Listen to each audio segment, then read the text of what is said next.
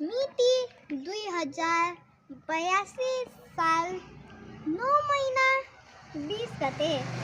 आदरणीय हजुरबुवा हजुरआमा, धेरै धेरै सम्झनाका साथ नमस्कार।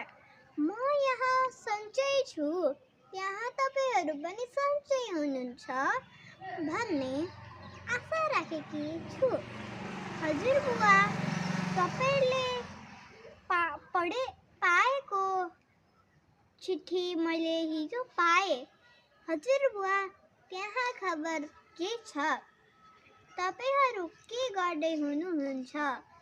अहिले तपाईहरूको काम कस्तो चल्दैछ? यहाँ मेरो पढाइ पनि राम्रै चल्दैछ। परीक्षा पनि नजिकै आउन लागेको छ। म मेहनत साथ पढिरहेको छु। परीक्षा सकेपछि म घर आउने छु। यो पत्र पाएपछि फेरि पत्र लेख्नु ल। आजलाई बिदा।